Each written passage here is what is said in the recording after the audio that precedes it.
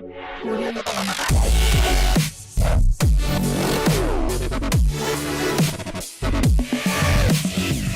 നമ്മൾ കഴിഞ്ഞ ക്ലാസ്സിൽ പറഞ്ഞത്, അതായത് ക്വാണ്ടിറ്റേറ്റീവ് ആസ്പെക്റ്റാണ് പറഞ്ഞത്. ഗുണപരമായിട്ടുള്ള സവിശേഷതകൾ പറഞ്ഞു, ജനസംഖ്യയുടെ 4 പോയിന്റുകൾ പറഞ്ഞു നിർത്തി. അപ്പോൾ ഇന്ന് നമുക്ക് കഴിഞ്ഞ ക്ലാസ്സിൽ നമ്മൾ പറഞ്ഞതാണ്, ഇപ്പോൾ ക്വാണ്ടിറ്റേറ്റീവാണ് കഴിഞ്ഞ ക്ലാസ്സിൽ പറഞ്ഞത്, ഗുണപരം. ഇപ്പോൾ നമുക്ക് ഗുണപരമായിട്ടുള്ള സവിശേഷത ഒന്ന് നോക്കാം. ക്വാളിറ്റേറ്റീവ് ആസ്പെക്റ്റ് എന്താണ്? അതായത് ക്വാളിറ്റേറ്റീവ് ആസ്പെക്ട് ഓഫ് മാൻകൈൻഡ്, അല്ലെങ്കിൽ ഹ്യൂമൻ ബീയിങ്, മാനവശേഷി വികസനം. അതിൽ ക്വാളിറ്റേറ്റീവ് ആസ്പെക്റ്റിൽ നമുക്ക് 4 ഘടകങ്ങളാണ് പഠിക്കേണ്ടത്. ഏതൊക്കെയാണ് 4 ഘടകങ്ങളെന്ന് നോക്കാം. ഒന്നാമത്തത് എഡ്യൂക്കേഷൻ, അല്ലേ? അപ്പോൾ ഹ്യൂമൻ റിസോഴ്സിൻ്റെ ക്വാളിറ്റേറ്റീവ് ആസ്പെക്റ്റിൽ ഫസ്റ്റ് വൺ എഡ്യൂക്കേഷൻ, വിദ്യാഭ്യാസം. രണ്ടാമത്തത് ഹെൽത്ത് കെയർ, ആരോഗ്യം. മൂന്നാമത്തത് ട്രെയിനിങ്, പരിശീലനം. നാലാമത്തത് സോഷ്യൽ ക്യാപിറ്റൽ, അല്ലെങ്കിൽ സാമൂഹിക മൂലധനം. ഈ 4 പോയിന്റുകളാണ് ഗുണപരമായ സവിശേഷതകളുള്ളത്. അതായത് ഹ്യൂമൻ റിസോഴ്സിന്റെ, മാനവ വിഭവത്തിന്റെ, മാനവശേഷി വികസനത്തിന്റെ 4 ഗുണപരമായ സവിശേഷത, ക്വാളിറ്റേറ്റീവ് ആസ്പെക്ട് ഉണ്ട്. ഒന്നാമത്തത് വിദ്യാഭ്യാസം, രണ്ടാമത്തത് ആരോഗ്യം, മൂന്നാമത്തത് പരിശീലനം, നാലാമത്തത് സാമൂഹിക മൂലധനം. ഇത് ഓരോന്നിനെയും നമുക്ക് സെപ്പറേറ്റ് പഠിക്കാനുണ്ട്. എന്നാലും നമുക്ക് അതിനു മുമ്പ് വേറൊരു കാര്യം കൂടെ പഠിക്കാം. എന്താണ്? അല്ലെന്താ മെച്ചപ്പെട്ട മാനവ മൂലധനത്തിൻ്റെ പ്രത്യേകതകൾ എന്തൊക്കെയാണ്, അല്ലെങ്കിൽ മാനവ വിഭവത്തിൻ്റെ ഗുണപരമായ സവിശേഷതകളിൽ മാനവ വിഭവശേഷി മെച്ചപ്പെടുന്നത് കൊണ്ട് എന്തൊക്കെ പ്രയോജനങ്ങളുണ്ട്, അതാണ് പഠിക്കാനുള്ളത്. എന്താ പറഞ്ഞത്? മാനവശേഷി മെച്ചപ്പെടുന്നത് കൊണ്ട് എന്തൊക്കെ പ്രയോജനങ്ങൾ, അതായത് advantage of human resource development. നമ്മളെ ഹ്യൂമൻ റിസോഴ്സ് ഡെവലപ്മെൻറ്റ് കൊണ്ടുള്ള മേന്മകൾ, അഡ്വാൻറ്റേജ് എന്തൊക്കെയാണ്? അല്ല, 6 പോയിന്റ് ഞാനിവിടെ എഴുതിയിട്ടു. ഇപ്പം നിങ്ങളുടെ പറയാം, നിങ്ങൾക്ക് വേണമെങ്കിൽ എന്ത് ചെയ്യാം, ഇത് 2 തന്നിട്ട് ബാക്കി 4 ഫില്ല് ചെയ്യാൻ പറയാം. അല്ലെങ്കിൽ നമ്മൾ പദസൂര്യൻ ചോദിച്ചിട്ടുണ്ട്, അങ്ങനെ എഴുതാൻ പറയാം. അല്ലെങ്കിൽ 4 സവിശേഷതകൾ ചോദിക്കാം, അല്ലെങ്കിൽ 6 സവിശേഷത ചോദിക്കാം. ഇത്രയും ചോദിച്ചാൽ നമ്മൾ എഴുതാനുള്ള ക്വസ്റ്റ്യൻ ഇതാണ്. ഏത് ക്വസ്റ്റ്യൻ എന്നറിയാലോ? അതായത് എന്താണ്? മാനവശേഷി വികസനത്തിൻ്റെ അഡ്വാൻറ്റേജ് എന്തൊക്കെയാണ്, മാനവശേഷി വികസനം മെച്ചപ്പെടുത്തുന്നത് കൊണ്ടുള്ള പ്രയോജനങ്ങൾ എന്തൊക്കെയാണ്. ഇപ്പോൾ മാനവശേഷി വികസനം മെച്ചപ്പെടുത്താൻ വേണ്ടി 4 കാര്യങ്ങൾ നമ്മൾ പറഞ്ഞു. എന്തൊക്കെ ചെയ്യാന്ന് പറഞ്ഞു? 1, വിദ്യാഭ്യാസം കൊടുക്കാം. 2, ആരോഗ്യ പരിപാലനം വേണം. 3, പരിശീലനം ചെയ്യാം. 4, സാമൂഹിക മൂലധനം. ഈ 4 ഘടകങ്ങളിലൂടെ എന്ത് ചെയ്യാം? മാനവശേഷി ഡെവലപ്പ് ചെയ്യാം. ഗുണപരമായ സവിശേഷതയാണ്. അതിൽ എന്ത് നമ്മൾ പറഞ്ഞു? മാനവശേഷി ഡെവലപ്മെൻറ്റ് ചെയ്തത് കൊണ്ടുള്ള പ്രയോജനം എന്തൊക്കെയാണ്, എന്തിനു വേണ്ടിയാണ് നമ്മൾ ഹ്യൂമൻ റിസോഴ്സ് ഡെവലപ്മെൻറ്റ് ചെയ്തത്? ഈ 4 പ്രയോജനങ്ങളിൽ ഒന്നാമത്തേത് പറഞ്ഞു, അത് നോക്കണം. 1, തൊഴിലാളികളുടെ ഉൽപാദനക്ഷമത വർദ്ധിപ്പിക്കാം. അതായത് മാനവശേഷി ഡെവലപ്മെൻറ്റ് ചെയ്താൽ, മെച്ചപ്പെട്ട മാനവ മൂലധനം ഉണ്ടാക്കിയാൽ, ഇംപ്രൂവ് ചെയ്താൽ എന്തൊക്കെ ചെയ്യാം? Productivity of the workers increased. ജനങ്ങളുടെ ഉൽപാദനക്ഷമത ഇൻക്രീസ് ചെയ്യും, അല്ലേ? ഇപ്പം മാനവശേഷി വികസിപ്പിച്ചുണ്ടാകുന്ന മേന്മയാണ് പറഞ്ഞത്. എന്ത് ചെയ്യാം? തൊഴിലാളികളുടെ ഉൽപാദനക്ഷമത, അവർ കുറേ ടെക്നോളജി ഇൻക്രീസ് ചെയ്യുമ്പോൾ അവർക്ക് എന്ത് ചെയ്യുന്നു? അവരുടെ ഉൽപാദനക്ഷമത ഇൻക്രീസ് ചെയ്യാൻ പറ്റും. അതായത് പ്രൊഡക്ടിവിറ്റി കൂട്ടാൻ പറ്റും. സെക്കൻഡ് ഓൺ, അങ്ങനെ പ്രൊഡക്ടിവിറ്റി കൂട്ടി, അതുപോലെ ആൾക്കാർക്ക് മെച്ചപ്പെട്ട പരിശീലനം കൊടുക്കുമ്പോൾ അവരുടെ എന്ത് ചെയ്യാം? സാമ്പത്തികമായിട്ടുള്ള അന്തരം കുറയ്ക്കാൻ പറ്റും. അതായത് എക്കണോമിക് ഇൻഇക്വാലിറ്റി റെഡ്യൂസ് ചെയ്യാൻ പറ്റും. 2ാമത്തെ പോയിന്റ്, സാമ്പത്തിക അന്തരം കുറയ്ക്കുക.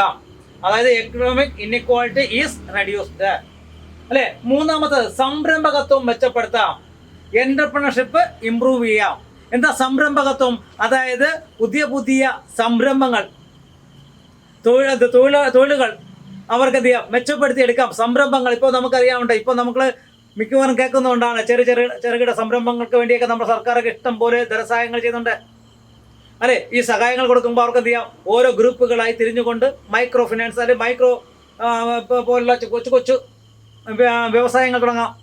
അപ്പോൾ നമുക്ക് എന്ത് ചെയ്യാം? സംരംഭകത്വം മെച്ചപ്പെടുത്താം. അത് മാനവശേഷി വികസനത്തിൻ്റെ പ്രയോജനമാണ്. 4ാമത്തത്, പ്രകൃതി വിഭവങ്ങൾ. നമുക്കറിയാം, നാച്ചുറൽ റിസോഴ്സ് ഉണ്ട്. അതിനെന്ത് ചെയ്യാൻ പറ്റും? ഫലപ്രദമായി ഫുള്ളി യൂട്ടിലൈസ് ചെയ്യാൻ പറ്റും, ഫലപ്രദമായി വിനിയോഗിക്കാം, അല്ലെങ്കിൽ യൂട്ടിലൈസ്ഡ് എഫക്റ്റീവ്ലി. അടുത്തത്, സാമൂഹ്യക്ഷേമം. അങ്ങനെ ഇതെല്ലാം വരുമ്പോൾ തന്നെ നമുക്കറിയാം, ജനങ്ങൾക്ക് ജോലിയുണ്ട്, അവരുടെ സാമ്പത്തികമായ അന്തരം കുറയ്ക്കാൻ പറ്റി എങ്കിൽ എന്ത് ചെയ്യാൻ പറ്റും? അവരുടെ എന്ത് ചെയ്യാം? സാമൂഹ്യക്ഷേമം, സോഷ്യൽ വെൽഫെയർ എന്ത് ചെയ്യാം? നമുക്ക് എൻഷുർ ചെയ്യാൻ പറ്റും, ഉറപ്പുവരുത്താൻ പറ്റും. ഇനി ഒന്നുകൊണ്ട്, മെച്ചപ്പെട്ട സാങ്കേതിക വിദ്യയുടെ വികസനവും ഉപയോഗവും സാധ്യമാക്കാം. മെച്ചപ്പെട്ട സാങ്കേതിക വിദ്യ, പോസിബിൾ ഡെവലപ്മെന്റ്, എന്താ?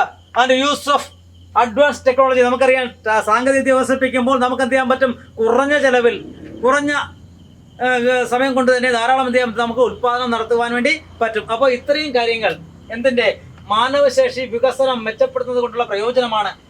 ഇംപ്രൂവ്ഡ് ഹ്യൂമൻ റിസോഴ്സ് ഇംപ്രൂവ്ഡ് ചെയ്താലുണ്ടുള്ള പ്രയോജനങ്ങളാണ് ഞാൻ ഈ പറഞ്ഞത്. എന്തൊക്കെയാ? ഒന്ന്, തൊഴിലാളികളുടെ ഉൽപാദനക്ഷമത വർദ്ധിപ്പിക്കാം. Increase the productivity of there labours, അല്ലെങ്കിൽ വർക്കേഴ്സിൻ്റെ എന്ത് ചെയ്യാം? പ്രൊഡക്ടിവിറ്റി ഇൻക്രീസ് ചെയ്യാം. Second one, economic inequality reduce ചെയ്യാം. സാമ്പത്തിക അന്തരം കുറയ്ക്കാം. അടുത്തതാണെങ്കിലോ സംരംഭകത്വം മെച്ചപ്പെടുത്താം. എന്റർപ്രണർഷിപ്പ് ഡെവലപ്പ് ചെയ്യാം, ഇംപ്രൂവ് ചെയ്യാം. 4, പ്രകൃതി വിഭവങ്ങൾ ഫലപ്രദമായി വിനിയോഗിക്കാം. Natural resources is fully utilised. 5, സാമൂഹ്യക്ഷേമം ഉറപ്പുവരുത്താം, അതായത് social welfare ensured.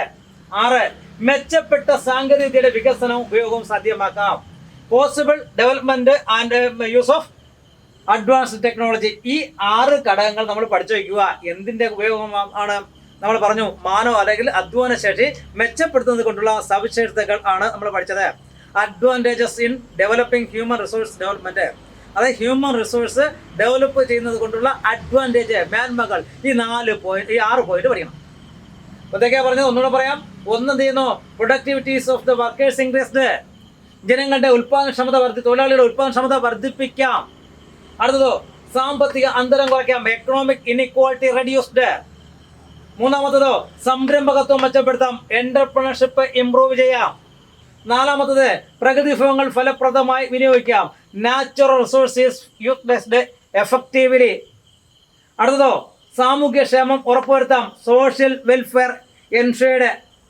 Last one, മെച്ചപ്പെട്ട സാങ്കേതിക വികസനവും ഉപയോഗവും സാധ്യമാക്കാം, possible development and use of advanced technology. അപ്പോൾ ഈ 6 ഘടകങ്ങൾ എന്തുകൊണ്ട് നമ്മുടെ ഹ്യൂമൻ റിസോഴ്സ് ഡെവലപ്മെന്റ് ചെയ്താലുള്ള ഫീച്ചേഴ്സാണ്. മാനവവിഭവം മെച്ചപ്പെടുത്തിയാൽ നമുക്ക് ഈ കാര്യങ്ങൾ ചെയ്യാം.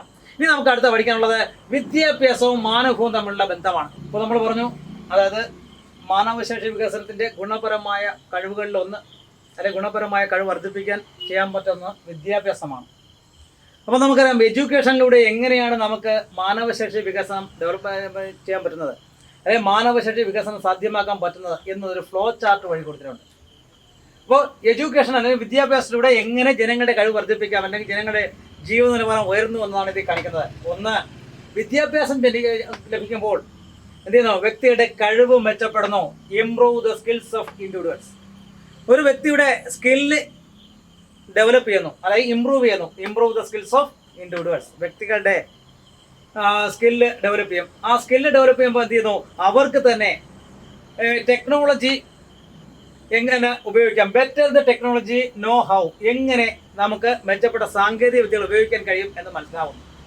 അപ്പോൾ മെച്ചപ്പെട്ട സാങ്കേതിക വിദ്യ ലഭിക്കുമ്പോൾ അവർ എന്ത് ചെയ്യുന്നു? അവരുടെ secure better job and income, അവരുടെ വരുമാനം വർദ്ധിക്കും. അതിലുപരി അവർക്കൊരു മെച്ചപ്പെട്ട തൊഴിൽ ലഭിക്കും. അതുപോലെ അവരുടെ വരുമാനം വർദ്ധിക്കും. ഇത് വർദ്ധിക്കുമ്പോൾ എന്ത് പറ്റും? അതായത് improve the standard of living, അങ്ങനെ ജനങ്ങളുടെ സ്റ്റാൻഡേർഡ് ലിവിങ് ജീവനഭാരം ഉയരും. അപ്പോൾ ജനങ്ങളുടെ ജീവനഭാരം ഉയരാൻ വേണ്ടി വിദ്യാഭ്യാസം എങ്ങനെ സഹായിക്കുന്നു എന്നാണ് ഇതിലൂടെ അർത്ഥമാക്കുന്നത്. എങ്ങനെയാ? ഒന്ന്, improve the skills of the individuals, വ്യക്തികളുടെ കഴിവ് മെച്ചപ്പെടുത്തുന്നു വിദ്യാഭ്യാസം. സെക്കൻഡ് വൺ, അതിലൂടെ എന്ത് ചെയ്യുന്നു? Better the technology know how, എങ്ങനെ മെച്ചപ്പെട്ട സാങ്കേതിക വിദ്യ ഉപയോഗിക്കാം എന്നുള്ള കഴിവ് ലഭിക്കുന്നു. അപ്പോൾ അത് ലഭിക്കുമ്പോഴോ secure better job and income, അവരുടെ തൊഴിലും വരുമാനവും മെച്ചപ്പെടുന്നു. അപ്പോൾ മെച്ചപ്പെടുമ്പോൾ എന്ത് ചെയ്യുന്നു? അവരുടെ improve the standard living improve ചെയ്യുന്നു, അവരുടെ ജീവിത നിലവാരം ഉയർന്നു. ഇതാണ് ഈ ഫ്ലോ ചാർട്ടിലൂടെ കാണിക്കുന്നത്. അപ്പോൾ നമ്മൾ പറഞ്ഞു ഗുണപരമായ മാറ്റം ഉണ്ടാക്കുന്ന ഒന്നാണ് വിദ്യാഭ്യാസം. ഇപ്പം വിദ്യാഭ്യാസത്തിലൂടെ ജനങ്ങളുടെ ജീവിത നിലവാരം എങ്ങനെ ഉയരുന്നു എന്ന് കാണിക്കുന്ന ഒരു ഫ്ലോ ചാർട്ട് കാണിക്കാൻ പറഞ്ഞാൽ നമുക്ക് പറയാം, എന്താ? വിദ്യാഭ്യാസവും മാനവശേഷി വികസനവും തമ്മിൽ ബന്ധപ്പെട്ട ഒരു ഫ്ലോ ചാർട്ട് കാണിക്കാൻ പറഞ്ഞാൽ ഇങ്ങനെ പറയാം. ഒന്ന്, വിദ്യാഭ്യാസം ലഭിക്കുമ്പോൾ എന്ത് ചെയ്യുന്നു? Improve the skills of individual, വ്യക്തികളുടെ സ്കില്ല് കഴിവുകൾ മെച്ചപ്പെടുന്നു. Second one, better the technology know how, അതായത് സാങ്കേതിക വിദ്യ ഉപയോഗിക്കാനുള്ള കഴിവ് ലഭിക്കുന്നു. അത് ലഭിക്കുമ്പോൾ അവരുടെ വരുമാനവും തൊഴിലും വർദ്ധിക്കുമ്പോഴോ അവരുടെ ജീവിത നിലവാരം ഉയരുന്നു. ഒന്നും കൂടെ, ഒന്ന്, വ്യക്തികളുടെ കഴിവ് മെച്ചപ്പെടുന്നു. സെക്കൻഡ് വൺ, സാങ്കേതിക വിദ്യ ഉപയോഗിക്കാനുള്ള കഴിവ് നേടുന്നു. അതിലൂടെ മെച്ചപ്പെട്ട തൊഴിലും വരുമാനവും ഉണ്ടാകുന്നു. മെച്ചപ്പെട്ട തൊഴിലും വരുമാനവും വരുമ്പോൾ അവരുടെ ജീവിത നിലവാരം ഉയരുന്നു. നോക്കൂ, improves the skills of individuals, better the technology know how, help the secure better job and income, improve the standard of living. ഇപ്പോൾ നമുക്കറിയാം, ഇന്ത്യയിൽ മാനവശേഷി വിഭവം വർദ്ധിപ്പിക്കുന്നതിനായി ഒരു വകുപ്പ് തന്നെ ഉണ്ട്. അതായത് നമ്മുടെ ministry of human resource development, മാനവശേഷി വകുപ്പിൻ്റെ കീഴിലാണ് ഇന്ത്യയിലെ വിദ്യാഭ്യാസം വരുന്നത്. നമ്മുടെ കേരളത്തിലെ വിദ്യാഭ്യാസ വകുപ്പ് ഉള്ളതുപോലെ തന്നെ ഇന്ത്യയിൽ മാനവ വിഭവശേഷി വികസന മന്ത്രാലയമുണ്ട്. ഇപ്പോൾ മാനവ വിഭവശേഷി വികസന മന്ത്രാലയം നമുക്കറിയാം, നമ്മുടെ സ്കൂളിലെ ക്ലാസ്സുകൾ തന്നെ അത് വേർതിരിച്ചിട്ടുണ്ട്. ഇനി നമുക്ക് 12ാം ക്ലാസ് വരെ ഹൈസ്കൂളിൻ്റെ ഭാഗമാക്കിക്കൊണ്ടൊക്കെ വരാൻ പോവുകയാണ്. അപ്പോൾ നോക്കിക്കൊള്ളണം, അതായത് ഇന്ത്യയിലെ ജനങ്ങളുടെ നിലവാരം മെച്ചപ്പെടുത്താൻ വേണ്ടിയുള്ള വകുപ്പാണ് മാനവ വിഭവശേഷി വികസന മന്ത്രാലയം, അതായത് ministry of human resource development. നമുക്കറിയാം, ഇന്ത്യ ഗവൺമെൻറ് ഈ മാനവ വിഭവശേഷി വികസിപ്പിച്ചിട്ട് വിദ്യാഭ്യാസം സാർവത്രികമാക്കി. അതിൻ്റെ ഫലമായി നമുക്കറിയാം 12ാം ക്ലാസ് വരെയുള്ള കുട്ടികൾക്ക്, പെൺകുട്ടികൾക്ക് സൗജന്യ വിദ്യാഭ്യാസമാണ്. അപ്പോൾ ഇതൊക്കെ കൊടുത്തുകൊണ്ട് നമ്മുടെ സാക്ഷരത ഇൻക്രീസ് ചെയ്യുന്നുണ്ട്, അല്ലേ? എന്നിരുന്നാൽ തന്നെയും ഇന്ത്യയിലെ സാക്ഷരത നോക്കുമ്പോഴത്തെ ഇപ്പോൾ ഇന്ത്യയിലെ സ്ത്രീകൾക്ക് 65% സ്ത്രീകൾക്ക് മാത്രമേ സാക്ഷരരായിട്ടുള്ളൂ. പുരുഷന്മാരെ എണ്ണം നോക്കുകയാണെങ്കിൽ 78% പേർക്ക്, 82% പേർക്ക്. പുരുഷന്മാരിൽ 82% പേര് ഇന്ത്യയിൽ സാക്ഷരരാണ്, അല്ലേ? അപ്പോൾ ബാക്കിയുള്ളവരെ സാക്ഷരരാക്കി കൊണ്ടുവരുന്നതിന് വേണ്ടി ശ്രമിക്കുന്ന മന്ത്രാലയമാണ് മാനവവിഭവശേഷി വികസന മന്ത്രാലയം. അതായത് നമ്മൾ 100 പേരിൽ എത്ര പേർക്ക് ആശയം മനസ്സിലാക്കി എഴുതുവാനും വായിക്കുവാനും കഴിയും, അവരെയാണ് സാക്ഷരർ, ലിറ്ററസി എന്ന് പറയുന്നത്. മനസ്സിലായ? 100 പേരെ എടുത്താൽ അതിൽ എത്ര പേർക്ക് ആശയം മനസ്സിലാക്കി എഴുതുവാനും വായിക്കുവാനും കഴിയും എന്നതിനെയാണ് എന്താ പറയുക, സാക്ഷരത എന്നതുകൊണ്ട് അർത്ഥമാക്കുന്നത്. നമുക്കറിയാം, കേരളം സമ്പൂർണ്ണ സാക്ഷരത നേടിയ സംസ്ഥാനമാണ്. നമുക്ക് ആദ്യം വയോജന വിദ്യാഭ്യാസം, നമ്മുടെ എഴുത്തും വായനയും അറിഞ്ഞാത്ത അമ്മൂമ്മമാരെയൊക്കെ പഠിപ്പിക്കാൻ വേണ്ടിയൊക്കെ നമ്മളൊരു സമ്പ്രദായം കൊണ്ടുവന്ന് വയോജന വിദ്യാഭ്യാസം, തുടർ വിദ്യാഭ്യാസം, അതിലൂടെയൊക്കെ നമ്മൾ സാക്ഷരരാക്കി, അല്ലേ? കാരണം സാക്ഷരരായിട്ടുള്ള ആൾക്കാരുണ്ടെങ്കിൽ മാത്രമേ ഒരു രാജ്യത്തിൻ്റെ ഡെവലപ്മെൻറ്റ് ഇൻക്രീസ് ചെയ്യാൻ പറ്റൂ. അപ്പോൾ നമ്മൾ പറഞ്ഞ ഒരു കാര്യമേ ഉള്ളൂ. അപ്പോൾ വിദ്യാഭ്യാസം എങ്ങനെ ജനങ്ങളുടെ ജീവിത നിലവാരം ഉയർത്തുന്നു എന്ന് ചോദിച്ചാൽ അതിൽ പറയുന്ന ഒന്നെന്താണ്? ഒന്ന്, വ്യക്തികളുടെ കഴിവ് മെച്ചപ്പെടുത്തുന്നു, അതായത് improve the skills of the individuals. Second one, സാങ്കേതികവിദ്യ, ബെറ്റർ ടെക്നോളജി നോ ഹൗ, സാങ്കേതികവിദ്യ ഉപയോഗിക്കാനുള്ള കഴിവ് ലഭിക്കുന്നു. അപ്പോൾ അത് ലഭിച്ചാൽ മൂന്നാമത്തെ കാര്യം, അപ്പോൾ അവരെന്ത് ചെയ്യുന്നു? Secure better job and income, അവർക്ക് എന്ത് ചെയ്യുന്നു? വരുമാനവും തൊഴിലും വർദ്ധിക്കുന്നു. ഇത് വർദ്ധിക്കുമ്പോൾ എന്ത് ചെയ്യുന്നു? The standard of living improve, അവരുടെ ജീവിത നിലവാരം ഉയരുന്നു. അപ്പോൾ മനസ്സിലാക്കി കാണും എങ്ങനെയാണ് വിദ്യാഭ്യാസം ഉയരുന്നതിൽ സഹായിക്കുന്നതെന്ന്. അപ്പോൾ ഈ ഫ്ലോ ചാർട്ട് പഠിച്ചാൽ നമുക്ക് എന്ത് ചെയ്യാൻ പറ്റും? വിദ്യാഭ്യാസം എങ്ങനെ ജനങ്ങളുടെ ജീവിത നിലവാരം ഉയർത്തുന്നത് മനസ്സിലാക്കാം. അപ്പോൾ ഇന്ത്യയിൽ ജനങ്ങളുടെ ജീവിത നിലവാരം അല്ലെങ്കിൽ വിദ്യാഭ്യാസം മെച്ചപ്പെടുത്താൻ വേണ്ടി പ്രവർത്തിക്കുന്ന മന്ത്രാലയത്തിൻ്റെ പേര് പറഞ്ഞു, മാനവ വിഭവശേഷി മന്ത്രാലയം, human resource development, ministry of human resource development. അപ്പോൾ ഇനി നമുക്കറിയാം, ജനങ്ങളുടെ വിദ്യാഭ്യാസവും അതുപോലെ കഴിവും വികസിപ്പിക്കുന്നതിനായി ധാരാളം പദ്ധതികൾ നമ്മുടെ രാജ്യത്ത് നടപ്പിലാക്കിയിട്ടുണ്ട്. ആ പദ്ധതികൾ ഏതൊക്കെയാണെന്ന് നമുക്ക് നോക്കാം. അതായത് ജനങ്ങളുടെ വിദ്യാഭ്യാസവും കഴിവും വികസിപ്പിക്കുന്നതിന് ആവശ്യമായ പദ്ധതികൾ ഏതൊക്കെയാണെന്ന് നമുക്ക് നോക്കാം. അപ്പോൾ നോക്കാം, നമ്മൾ വിദ്യാഭ്യാസം എങ്ങനെയാണ് മാനവ വിഭവശേഷി വികസനം സാധ്യമാക്കുമെന്ന് പറഞ്ഞു. അപ്പോൾ എന്നിട്ട് നമ്മൾ പറഞ്ഞ വിദ്യാഭ്യാസവും നൈപുണ്യവും മെച്ചപ്പെടുത്തുന്നതിനായി നമ്മുടെ സർക്കാരുകൾ അല്ലെങ്കിൽ നമ്മുടെ ഗവൺമെൻറ് രാജ്യത്ത് ധാരാളം പദ്ധതികൾ നടപ്പിലാക്കിയിട്ടുണ്ടെന്ന് പറഞ്ഞു. അപ്പോൾ ആ ജനങ്ങളുടെ വിദ്യാഭ്യാസം മെച്ചപ്പെടുത്തുന്നതിനായി നടപ്പിലാക്കിയ പദ്ധതികൾ ഏതൊക്കെ നമുക്ക് നോക്കാം. ഒന്നാമത്തെ പദ്ധതി നിങ്ങളെല്ലാം കേട്ടിട്ടുള്ളതാണ്, സംയോജിത ശിശു വികസന സേവന പദ്ധതി, അതായത് integrated child development scheme, ICDS, integrated child development scheme, സംയോജിത ശിശു വികസന പരിപാടി, സംയോജിത ശിശു വികസന സേവന പരിപാടി. എന്താ ഈ ICDSൻ്റെ കൊണ്ടുള്ള പ്രയോജനം, അല്ലെങ്കിൽ എന്താണ് ഇത് ചെയ്യുന്ന സവിശേഷതകൾ, ലക്ഷ്യങ്ങൾ എന്തൊക്കെ നേട്ടാൽ? ഒന്ന് നമുക്കറിയാം, 6 വയസ്സ് വരെയുള്ള കുട്ടികളുടെ, അതായത് 6 വയസ്സ് വരെയുള്ള ശിശുക്കളുടെ സമഗ്ര വികസനം, അല്ലെ, സംയോജിത ശിശു വികസന പരിപാടി എന്നാണ് പേര്. അപ്പോൾ 6 വയസ്സ് വരെയുള്ള കുട്ടികളുടെ അല്ലെങ്കിൽ ശിശുക്കളുടെ സമഗ്ര വികസനം. കൂടാതെ അതോടൊപ്പം തന്നെ എന്തെന്നോ, ടു പ്രൊവൈഡ് ഹെൽത്ത് കെയർ, ആരുടെ ആരോഗ്യ സംരക്ഷണം ഉറപ്പുവരുത്തുന്നു? The pregnant and lactating woman, അതായത് ഗർഭിണികളുടെയും അല്ലെങ്കിൽ മുലയൂട്ടുന്ന അമ്മമാരുടെയും കൂടെ ആരോഗ്യ പരിപാലനവും ഈ ICDSൻ്റെ കീഴിലാണ്. നമ്മളിവിടെയൊക്കെ അംഗൻവാടികളുണ്ട്. അംഗനവാടികൾ വഴി കുട്ടികൾക്ക് നമുക്കറിയാം പഠിക്കുന്ന കുട്ടികൾക്ക് ആഹാരവും അതുപോലെ ചികിത്സ സൗകര്യം കൊടുക്കുന്നുണ്ട്. അതുപോലെ തന്നെ മുലയൂട്ടുന്ന അമ്മമാർക്കും അല്ലെങ്കിൽ ഗർഭിണികൾക്കും ആവശ്യമായ ചികിത്സാ സൗകര്യവും ICDS വഴി ചെയ്യുന്നുണ്ട്, നമ്മൾ അംഗൻവാടി വഴി ചെയ്യുന്നുണ്ട്. ഇപ്പോൾ ഒന്നാമത്തേത് ആണ് ICDS, integrated child development scheme. അല്ല, ഇൻ്റഗ്രേറ്റഡ് ചൈൽഡ് ഡെവലപ്മെൻറ്റ് സ്കീമാണ് ICDS എന്ന് പറയുന്നത്. എന്ന് പറഞ്ഞാൽ സംയോജിത ശിശു വികസന പരിപാടി എന്ന് പറഞ്ഞാൽ നമ്മൾ പറഞ്ഞു 6 വയസ്സ് വരെയുടെ ശിശുക്കളുടെ ക്ഷേമം, അതുപോലെ ഗർഭിണികളുടെയും മുലയൂട്ടുന്ന അമ്മമാരുടെയും ക്ഷേമം ആണ് ICDS ഉറപ്പുവരുത്തുന്നത്. ഇനി രണ്ടാമത്തത് SSA. നമ്മൾക്ക് കേട്ടിട്ടുള്ളതല്ല SSA, നിങ്ങൾ അതുവഴി പഠിച്ചു വന്നവരാണ്. സർവ ശിക്ഷ അഭിയാൻ, അല്ലേ? സർവ ശിക്ഷ അഭിയാൻ അല്ലെങ്കിൽ SSA. ഇതെന്താ SSAയുടെ ലക്ഷ്യം? To ensure universal primary education to all. സാർവത്രിക പ്രാഥമിക വിദ്യാഭ്യാസം, എല്ലാവർക്കും പ്രാഥമിക വിദ്യാഭ്യാസം ഉറപ്പുവരുത്തുക. അതാണ് SSAയുടെ ലക്ഷ്യം. എല്ലാ ജനങ്ങൾക്കും പ്രാഥമിക വിദ്യാഭ്യാസം, സർവ ശിക്ഷ അഭിയാൻ എന്ന് പറഞ്ഞാൽ എല്ലാവർക്കും പ്രാഥമിക വിദ്യാഭ്യാസം ഉറപ്പുവരുത്തുക. ഇതിൻ്റെ കീഴിൽ വിദ്യാഭ്യാസ സൗകര്യങ്ങൾ മെച്ചപ്പെടുത്തുന്നു. ഇപ്പോൾ 2 പഠിച്ചു ഏതൊക്കെയാ? അതായത് ഒരു പദ്ധതി പറഞ്ഞത് ICDS പറഞ്ഞു, integrated child and development scheme, സംയോജിത ശിശു വികസന പരിപാടി.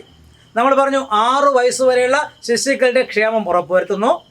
പിന്നെ അതോടൊപ്പം തന്നെ ഗർഭിണികളുടെയും മുലയൂട്ടുന്ന അമ്മമാരുടെയും ആരോഗ്യ സംരക്ഷണവും ഇതിലൂടെ ഉറപ്പുവരുത്തുന്നു. രണ്ടാമത്തത് SSA പറഞ്ഞു, സാർവത്രിക അല്ലെങ്കിൽ സർവ ശിക്ഷ അഭിയാൻ. അതായത് പ്രൈമറി വിദ്യാഭ്യാസം സാർവത്രികമാക്കുക, എല്ലാവർക്കും പ്രാഥമിക വിദ്യാഭ്യാസം ഉറപ്പുവരുത്തുക.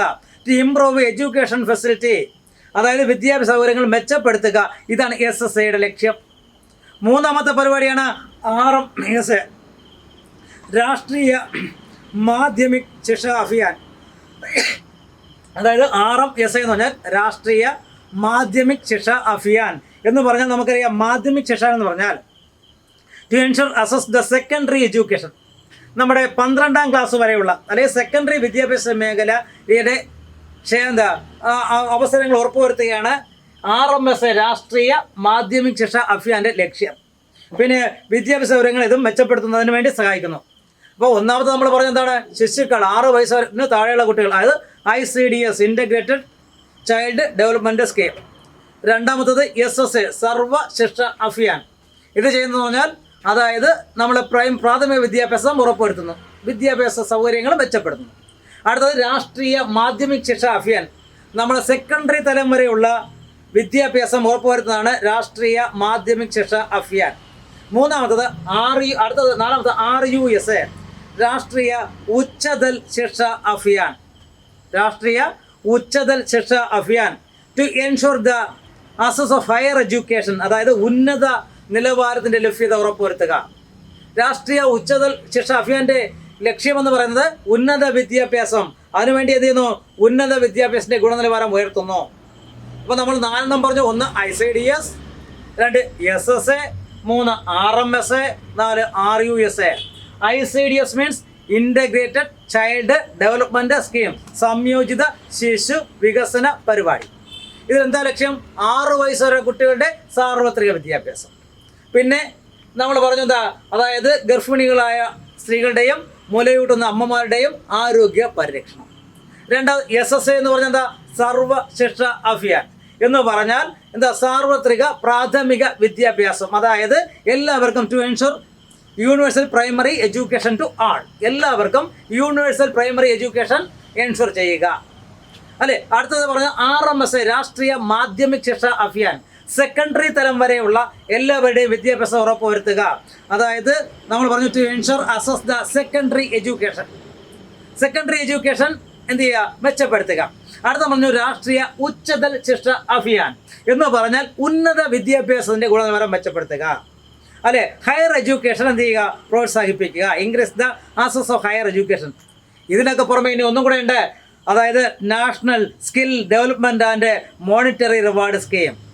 എന്താണ് national skill and monetary reward scheme എന്ന് പറഞ്ഞാൽ യുവജനങ്ങളുടെ തൊഴിൽ നൈപുണ്യങ്ങൾ മെച്ചപ്പെടുത്തുക, അവരുടെ അവരുടെ കഴിവുകൾ മെച്ചപ്പെടുത്തുക. National skill development and monetary reward scheme എന്ന് പറയും. അതായത് യുവജനങ്ങളുടെ തൊഴിൽ നൈപുണ്യം മെച്ചപ്പെടുത്തുക, അവർക്ക് തൊഴിൽ വൈദഗ്ധ്യവും എന്ത് ചെയ്യുക ഉറപ്പുവരുത്തുക. ഇതാണ് അടുത്ത ഒന്ന്. അപ്പോൾ ഇങ്ങനെ 5 പദ്ധതികളുണ്ട്. അതിൻ്റെ ലക്ഷ്യങ്ങൾ നമ്മൾ പഠിച്ചു. ഒന്ന് ICDS, integrated child development scheme എന്ന് പറഞ്ഞാൽ സംയോജിത ശിശു വികസന പരിപാടി. 6 വയസ്സ് വരെയുള്ള കുട്ടികളുടെ പ്രാഥമിക വിദ്യാഭ്യാസം ഉറപ്പുവരുത്തുക. അതുപോലെ ഗർഭിണികളുടെയും മുലയൂട്ടുന്ന അമ്മമാരുടെയും ആരോഗ്യ പരിപാലനം മെച്ചപ്പെടുത്തുക. അടുത്ത പറഞ്ഞ RMS, രാഷ്ട്രീയ മാധ്യമിക് ശിക്ഷ അഭിയാൻ എന്ന് പറഞ്ഞാൽ എന്താ, നമ്മുടെ സെക്കൻഡറി തലം വരെയുള്ള വിദ്യാഭ്യാസം മെച്ചപ്പെടുത്തുക. അതായത് to ensure access the secondary education. Third one നമ്മൾ പറഞ്ഞു രാഷ്ട്രീയ ഉച്ചതൽ ശിക്ഷ അഭിയാൻ എന്ന് പറഞ്ഞാൽ എന്താ പറഞ്ഞത്, ഹയർ എഡ്യൂക്കേഷൻ അല്ലെങ്കിൽ ഉന്നത വിദ്യാഭ്യാസം എൻഷുർ ചെയ്യുക, ഉറപ്പുവരുത്തുക. അടുത്ത നമ്മൾ പിന്നെ പറഞ്ഞു NSDMRS എന്ന് പറഞ്ഞാൽ എന്താ പറഞ്ഞത്, national skill development and monetary reward scheme. National skill development and monetary reward scheme എന്ന് പറഞ്ഞാൽ എന്താണ്, അതായത് നമുക്കറിയാം to improve the working skill of the youth, യുവജനങ്ങളുടെ സ്കില്ല് വർദ്ധിപ്പിക്കുക. വർക്കിംഗ് അതായത് സ്കിൽ ഓഫ് ദ യൂത്തിൻ്റെ സ്കില്ല് വർദ്ധിപ്പിക്കുക. പിന്നെയോ to ensure the availability of people with employable skill, അവരുടെ കഴിവ് വർദ്ധിപ്പിക്കുക. ഇനി ഇതൊക്കെ കൂടാതെ നമുക്കറിയാം നാഷണൽ സ്കിൽ ഡെവലപ്മെൻറ്റ് കോർപ്പറേഷൻ തന്നെ ഉണ്ട്. എന്ന് പറഞ്ഞാൽ ഇന്ത്യയിലെ തൊഴിൽ നേടിയ ജനങ്ങളുടെ കുറവ് പരിഹരിക്കുന്നതിനായി അവർക്ക് എന്ത് ചെയ്യുക, നിർമ്മാണ മേഖല അല്ലെങ്കിൽ ടൂറിസം മേഖല അല്ലെങ്കിൽ ബാങ്കിങ് മേഖല, എഞ്ചിനീയറിംഗ് മേഖല തുടങ്ങിയ മേഖലയിലേക്ക് എന്ത് ചെയ്യുന്നു, സ്കിൽ നൽകുന്ന അല്ലെങ്കിൽ എന്ത് ചെയ്യുന്നു ട്രെയിനിങ് നൽകുന്ന പ്രോഗ്രാമാണ് നാഷണൽ അല്ലെങ്കിൽ കോർപ്പറേഷനാണ് national skill development corporation, NSDC. അപ്പോൾ എന്താണ് NSDC എന്ന് പറഞ്ഞാൽ, നാഷണൽ സ്കിൽ ഡെവലപ്മെൻറ്റ് കോർപ്പറേഷൻ എന്ന് പറഞ്ഞാൽ എന്താ പറയുന്നു, in order to compensate the shortage of the skilled people, skilled പീപ്പിളിൻ്റെ അതായത് വൈദഗ്ധ്യം നേടിയ ആൾക്കാരുടെ കുറവ് പരിഹരിക്കുന്നതിനായി അവർക്ക് എന്ത് ചെയ്യുന്നു, ഗിവിങ് സ്കിൽ ട്രെയിനിങ്, അവർക്ക് കഴിവ് വർദ്ധിപ്പിക്കാൻ വേണ്ടി ട്രെയിനിങ് കൊടുക്കുന്നു. അല്ലെ, വേരിയസ് ഫീൽഡ്, ധാരാളം ഫീൽഡ് എന്തൊക്കെയാവും, ഒന്ന് കൺസ്ട്രക്ഷൻ പറയാം, നിർമ്മാണ മേഖല, ടൂറിസം, ബാങ്കിങ്, പിന്നെ എഞ്ചിനീയറിംഗ്, ഈ മേഖലയിലേക്ക് എന്ത് ചെയ്യുന്നു, അവരെ പരിശീലിപ്പിക്കുന്ന ഒന്നാണ് national skill development corporation, national skill development corporation. ഇതുകൂടാതെ നമുക്കറിയാം, നമുക്ക് വിദ്യാഭ്യാസം നൽകുന്നതിനായി രാജ്യത്ത് വിവിധ തലങ്ങളുടെ സ്ഥാപനങ്ങളുണ്ട്. സ്കൂളുണ്ട്, അതാണ് നമ്മൾ ആദ്യം പറഞ്ഞത്, കോളേജുണ്ട്, സർവകലാശാലയുണ്ട്, സാങ്കേതിക വിദ്യാഭ്യാസ സ്ഥാപനമുണ്ട്. അതെല്ലാം നമ്മൾ പറഞ്ഞു. ആദ്യത്തെ പറഞ്ഞത് എന്താ പറഞ്ഞത്, ICDS പറഞ്ഞു, എന്താ പ്രൈമറി വിദ്യാഭ്യാസം. 2 മാധ്യമിക് ശിക്ഷ അഭിയാൻ SSA പറഞ്ഞു, പ്രൈമറി വിദ്യാഭ്യാസം പറഞ്ഞു. പിന്നെ പറഞ്ഞെന്താണ്, അടുത്ത RMS പറഞ്ഞു, എന്താ RMS സെക്കൻഡറി വിദ്യാഭ്യാസം പറഞ്ഞു, ഉച്ചതൽ പറഞ്ഞു, ഉന്നത വിദ്യാഭ്യാസം പറഞ്ഞു. ഇത് കൂടാതെ നമ്മൾ എന്ത് ചെയ്തു, വിദ്യാഭ്യാസം മൗലിക അവകാശത്തിൻ്റെ ഭാഗമാക്കി. എന്താ ചെയ്തു, വിദ്യാഭ്യാസത്തെ മൗലിക അവകാശത്തിൻ്റെ ഭാഗമാക്കി. അതിനുവേണ്ടി നമ്മൾ എന്ത് ചെയ്യുന്നു, അതായത് നമ്മൾ വിദ്യാഭ്യാസം എന്ത് ചെയ്യുന്നു, അതായത് ഫണ്ടമെൻ്റൽ റൈറ്റ് അല്ലേ, മൗലിക അവകാശം എന്ന് അറിയാമല്ലോ, ഫണ്ടമെൻ്റൽ റൈറ്റിലെ വിദ്യാഭ്യാസം കൂടെ 2009 ഉൾപ്പെടുത്തി. എന്നിട്ട് നമ്മളൊരു ആക്ട് തന്നെ പാസ്സാക്കി, റൈറ്റ് ടു എഡ്യൂക്കേഷൻ ആക്ട്. എന്താ റൈറ്റ് ടു എഡ്യൂക്കേഷൻ ആക്ട് എന്ന് പറഞ്ഞാൽ വിദ്യാഭ്യാസ അവകാശ നിയമം. അപ്പോൾ എന്നാ പാസ്സാക്കിയത്, 2009 നമ്മൾ എന്ത് ചെയ്തു, വിദ്യാഭ്യാസത്തെ ഏതിൻ്റെ ഭാഗമാക്കി, മൗലിക ഫണ്ടമെൻ്റൽ റൈറ്റിൻ്റെ കീഴിലാക്കി, മൗലിക അവകാശത്തിൻ്റെ ഭാഗമാക്കി. എന്നിട്ട് നമ്മൾ എന്ത് ചെയ്തു, 2009 തന്നെ ഒരു നിയമം കൊണ്ടുവന്നു, വിദ്യാഭ്യാസ അവകാശ നിയമം. എന്നാ കൊണ്ടുവന്നത്, 2009 ഏതാണ്, വിദ്യാഭ്യാസ അവകാശ നിയമം, റൈറ്റ് ടു എഡ്യൂക്കേഷൻ ആക്ട്. ഇതെന്തിനാണ് കൊണ്ടുവന്നത്, ദ കോൺസ്റ്റിറ്റ്യൂഷൻ എൻഷുർ ദാറ്റ്, അതായത് ഭരണഘടന എന്ത് ചെയ്യുന്നു, എലിമെൻ്ററി എഡ്യൂക്കേഷൻ ഫോർ ഓൾ. ഈ ആക്ടിലൂടെ എല്ലാവർക്കും പ്രാഥമിക വിദ്യാഭ്യാസം എന്ന ലക്ഷ്യ ഭരണഘടന ഉറപ്പുവരുത്തുന്നു. അപ്പോൾ റൈറ്റ് ടു എഡ്യൂക്കേഷൻ ആക്ടിൻ്റെ പ്രത്യേകത എന്താണ്, ഈ ആക്ടിലൂടെ എല്ലാവർക്കും പ്രാഥമിക വിദ്യാഭ്യാസം എന്ന് പറയുന്ന ലക്ഷ്യം എന്ത് ചെയ്തു, ഭരണഘടന ഉറപ്പുവരുത്തുന്നു. അപ്പോൾ നമ്മൾ ഇതൊക്കെ പറഞ്ഞെങ്കിലും, അതായത് നമ്മൾ പ്രൈമറി തലത്തിലോ സെക്കൻഡറി തലത്തിലോ അല്ലെങ്കിൽ ഉന്നത തലത്തിലൊക്കെ വിദ്യാഭ്യാസ മേഖല ഉണ്ടെങ്കിലും ഇന്നും വിദ്യാഭ്യാസ മേഖല അഭിമുഖീകരിക്കുന്ന 1-2 പ്രശ്നങ്ങൾ കൂടി പറയാം. ഏതൊക്കെയാണ് 1-2 പ്രശ്നം? 1, പ്രാഥമിക വിദ്യാഭ്യാസം പൂർത്തിയാക്കാതെ ഒരു വിഭാഗം വിദ്യാലയങ്ങളിൽ നിന്ന് കൊഴിഞ്ഞു പോകുന്നുണ്ട് ഇപ്പോഴും. അതായത് certain people drop out from school without completing primary education. Primary education complete ചെയ്യാതെ certain people, അതായത് കുറച്ച് കുട്ടികൾ certain drop out from സ്കൂളിൽ നിന്ന് ഒഴിഞ്ഞു പോകുന്നു. അപ്പോൾ നമ്മുടെ വിദ്യാഭ്യാസ മേഖല അഭിമുഖീകരിക്കുന്ന പ്രശ്നങ്ങളാണ് പറയുന്നത്. ഇനിയും പരിഹരിക്കാനുള്ള പ്രശ്നങ്ങളിൽ ഒന്നാമത്തെ പറഞ്ഞു, എന്താ, കുറച്ച് കുട്ടികൾ, അതായത് certain people drop out, അതായത് കൊഴിഞ്ഞു പോകുന്നു. എങ്ങനെ, അതായത് പ്രൈമറി എഡ്യൂക്കേഷൻ കംപ്ലീറ്റ് ചെയ്യാതെ പോകുന്നു. രണ്ടാമത്തത് വിദ്യാഭ്യാസ മേഖലയിൽ അടിസ്ഥാന സൗകര്യങ്ങളുടെ ലഭ്യത കുറവുണ്ട്. Lack of availability of basic facility in the education sector. നമ്മുടെ എഡ്യൂക്കേഷൻ സെക്ടറിൽ ഇപ്പോഴും ബേസിക് ഫെസിലിറ്റിയുടെ കുറവുണ്ട്. ഇനി മൂന്നാമത്തത് quality of education has to be improved. നമ്മുടെ വിദ്യാഭ്യാസത്തിൻ്റെ ഗുണനിലവാരം ഇനിയും മെച്ചപ്പെടുത്തേണ്ട ഈ 3 പോയിന്റും കൂടെ നമ്മുടെ വിദ്യാഭ്യാസം, അതായത് വിദ്യാഭ്യാസ രംഗത്ത് ഇനിയും പരിഹരിക്കാനുള്ള, അല്ലേ, അതായത് എന്തൊക്കെയാണ് ഇനിയും പരിഹരിക്കാനുള്ള പ്രോബ്ലം ഏതൊക്കെയാണ് കേട്ടാൽ, അപ്പോൾ എന്താണ് problem still in exist education sector. Education സെക്ടറിൽ ഇപ്പോഴും നിലനിൽക്കുന്ന പ്രശ്നങ്ങൾ എന്തൊക്കെയായിട്ട് നമ്മുടെ 3 പോയിന്റുകൾ പറയുക. സർട്ടൺ, അതായത് കുറച്ച് ആൾക്കാർ നിന്നു, അതായത് drop out from school without completing primary education. Primary education, പ്രാഥമിക വിദ്യാഭ്യാസം പൂർത്തിയാക്കാതെ കുറച്ചു പേർ ഇപ്പോഴും സ്കൂളിൽ നിന്ന് കൊഴിഞ്ഞു പോകുന്നു. രണ്ടാമത്തത് പറഞ്ഞു lakh of availability of basic facility in the education sector. നമ്മുടെ പ്രാഥമിക വിദ്യാഭ്യാസ മേഖലയിൽ ഇപ്പോഴും എന്ത് ചെയ്യുന്നു, നമുക്ക് അടിസ്ഥാന സൗകര്യങ്ങളുടെ ലഭ്യത കുറവുണ്ട്. പ്രാഥമിക വിദ്യാഭ്യാസ മേഖലയിൽ മൊത്തത്തിൽ നമുക്ക് എന്ത് ചെയ്യുന്നു, അടിസ്ഥാന സൗകര്യങ്ങളുടെ ലഭ്യത കുറവുണ്ട്. മൂന്നാമത്തേതെന്ന് പറയുന്നത്, അതായത് വിദ്യാഭ്യാസത്തിൻ്റെ ഗുണനിലവാരം മെച്ചപ്പെടുത്തുന്നുണ്ട്. ഇനിയും എന്ത് ചെയ്യേണ്ടത്, നമ്മൾ എന്ത് ചെയ്യുന്നു, ഈ quality of education have to be improved. ഈ 3 കാര്യങ്ങൾ നമ്മൾ പഠിക്കണം. അപ്പം നമ്മൾ കുറച്ച് സ്ഥാപനങ്ങൾ ഉണ്ട്, അതിൻ്റെ ലക്ഷ്യങ്ങളും പറഞ്ഞു. അത് കഴിഞ്ഞ് നമ്മൾ പറഞ്ഞു NSDC പറഞ്ഞു, അതായത് നാഷണൽ സ്കിൽ ഡെവലപ്മെൻറ്റ് കോർപ്പറേഷൻ്റെ കാര്യവും പറഞ്ഞു. എന്തിനു വേണ്ടി, തൊഴിൽ നൈപുണി നേടിയ ജനങ്ങളുടെ കുറവ് പരിഹരിക്കുന്നതിന് വേണ്ടി ബാങ്കിങ് അല്ലെങ്കിൽ നിർമ്മാണം, അങ്ങനെ പറഞ്ഞു, എന്താ പറഞ്ഞത്, എഞ്ചിനീയറിംഗ് തുടങ്ങിയ മേഖലയിൽ പരിശീലനമുണ്ട്. അപ്പോൾ ഇതൊക്കെ ഉണ്ടെങ്കിലും ഇന്നും നമ്മുടെ, പിന്നെ അത് കഴിഞ്ഞ് നമ്മൾ 2009 എന്ത് ചെയ്തു, നമ്മളെ വിദ്യാഭ്യാസത്തെ ഭരണഘടനയുടെ ഭാഗമാക്കി, അല്ലേ. എന്നിട്ട് നമ്മളെ വിദ്യാഭ്യാസ അവകാശ നിയമം കൊണ്ടുവന്നു, റൈറ്റ് ടു എഡ്യൂക്കേഷൻ. അതായത് നമ്മൾ പറഞ്ഞു എന്താണ് റൈറ്റ് ടു എഡ്യൂക്കേഷൻ എന്ന് പറയുന്ന ഒരു ആക്ടിന്, റൈറ്റ് ടു എഡ്യൂക്കേഷൻ ആക്ട് 2009 പാസ്സാക്കി. എന്നിട്ട് വിദ്യാഭ്യാസം മൗലിക അല്ലെങ്കിൽ അവകാശങ്ങളുടെ പട്ടികയിൽ ഉൾപ്പെടുത്തി, അല്ലെ. ഇന്ന് ഇത്രയും ഉണ്ടെങ്കിലും നമ്മുടെ വിദ്യാഭ്യാസ മേഖല ഇന്നും അഭിമുഖീകരിക്കുന്ന 3 പ്രശ്നങ്ങളാണ് പറഞ്ഞത്. ഒന്നാമത്തെ എന്ത് ചെയ്യുന്നു, ഇപ്പോഴും എന്താ കുറച്ച് കുട്ടികൾ സ്കൂളിൽ നിന്ന് എന്ത് ചെയ്യുന്നു, കൊഴിഞ്ഞു പോകുന്നു, പ്രാഥമിക വിദ്യാഭ്യാസം പൂർത്തിയാക്കാതെ കൊഴിഞ്ഞു പോകുന്നു, അല്ലേ. എന്താ പറഞ്ഞത്, certain drop out from school without completing primary education. Primary education complete ചെയ്യാതെ certain ഡ്രോപ്പ് ഔട്ട്. രണ്ടാമത് എന്താ പറഞ്ഞത്, lakh of availability of basic facility in the education sector. Education സെക്ടറിൽ ഇപ്പോഴും അടിസ്ഥാന സൗകര്യങ്ങളുടെ ലഭ്യത കുറവുണ്ട്.